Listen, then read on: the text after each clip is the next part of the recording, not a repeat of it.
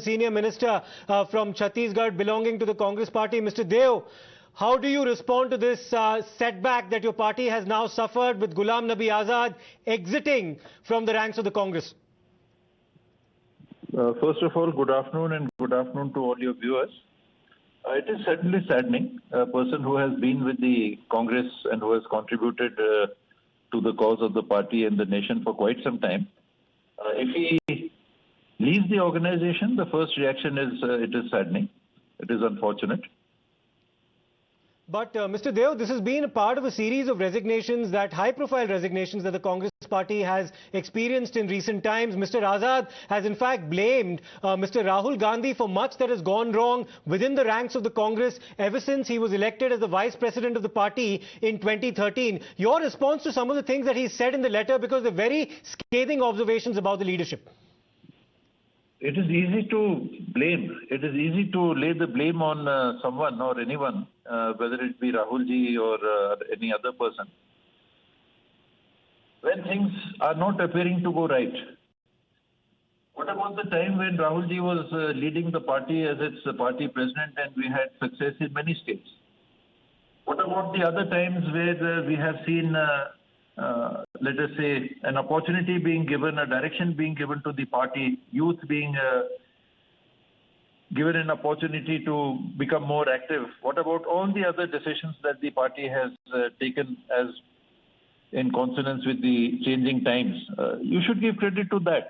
What about the attempts to revive the Youth Congress, the other organizations in the party? Why should credit not be given for that to Mr. Rahul Gandhi, if everything is to be centered around Mr. Rahul Gandhi? It is a joint decision of the High Command, a party. We have the Congress Working Committee, and eventually a decision is taken, which is then a decision of consensus.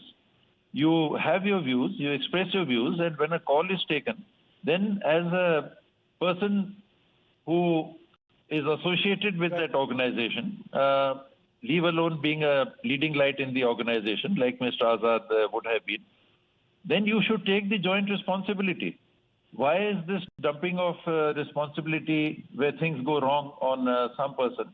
Why does not every Congress person come forward and say, we are all responsible if the Congress is not meeting as much of success as it has been meeting over the decades? Right, but it's not just about electoral success and failure that Mr. Azad has pointed towards in his letter. He's in fact talked about even voices of dissent being completely sidelined and maltreated by members of the Congress. He refers to the fact that there was a mock funeral conducted on Mr. Azad in Jammu on the part of the members of the Congress party the moment he raised certain questions about the party leadership in the letter written by the G23 to Sonia Gandhi. He talked about the fact that Kapil Sibal was the receiving end of violence on the part of the Congress workers when he raised questions about the Congress. So it is also about the fact that there's absolutely no room for any kind of dissent within the ranks or raise any questions about the leadership structure. What's your response to that? Had that been so, would not action have been taken against Mr. Ghulam Nabi Azad or Mr. Kapil Sibal years back? They had been voicing dissent publicly, which does not behove people of their stature or apparent stature and contribution to the party. Is that the way to want to correct a party? Would the availability of a Rajya Sabha seat to both of them made everything okay within the Congress party? So there are lots of things that we must take into consideration.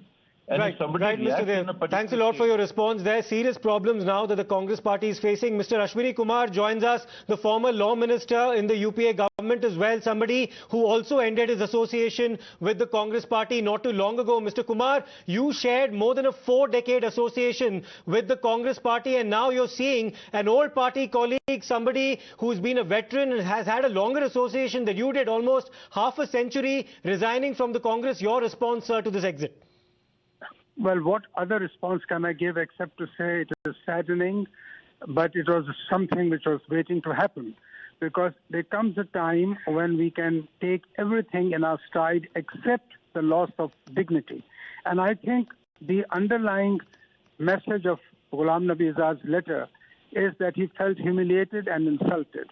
And this is a view which several Congress people have been holding for the last many months, if not years. I'm sad in another sense that the Congress's space as a key opposition party will shrink further, which is not a good thing for India's democracy. I did not resign from the party on account of any ideological difference. I resigned because I sensed a loss of my pride and my dignity, and that seems to be the same basis for which Ghulam Nabi Azad ji has resigned. Let us hope that things will change for the better in the Congress, but we are nobody to advise the party anymore. He said at the time that you quit the party, Mr. Ashwini Kumar, that there are dark days ahead for the Congress party. But let me in fact ask you about some of the specific claims made by Ghulam Nabi Azad in his letter. He singularly passed the blame for the destruction of the party from within, as he calls it, at the door of Mr. Rahul Gandhi since he became vice president in the year 2013. He also pointed out towards the tearing of the ordinance being singularly responsible as one incident that ended up affecting the Congress party's fortunes in the Lok Sabha election in 2014. How would you respond to him passing or placing the blame entirely at the door of Rahul Gandhi in his letter? What's your response specifically to that? Look, the fact that the tearing of the ordinance hurt the Congress party is undeniable. It was done at a time when the Prime Minister of the country was abroad. It was done at a time when such a show of disrespect to the cabinet ought not to have been shown. I don't know why Mr. Gandhi did it. I think he was ill-advised. That is all I can say. As for the other things, the slide of the Congress has been there for everybody to see from a particular point of time. And I think that is the burden of the letter of Mr. Ghulam Nabi Azad. Mrs. Sonia Gandhi has given good leadership to the Congress party for all these years, and Congress came to power in several states and at the center under her leadership.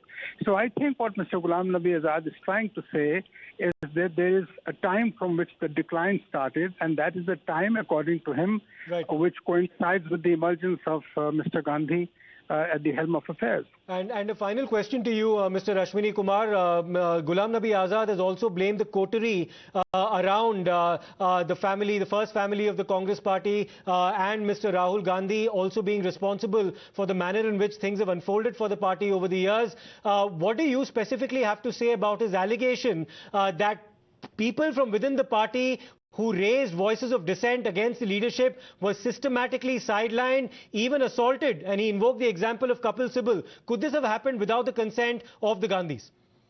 Look, I don't want to enter there. I don't think Mrs. Gandhi would condone violence or attack against anyone. That is not her style. I don't even think that even Mr. Rahul Gandhi would have encouraged that. And if there was any violence at any leader's house, it is condemnable. It ought not to have happened. But let us not go till there. But the fact remains that all is not well within the Congress. And I think this is now so self-evident that any discussion on this is besides the point.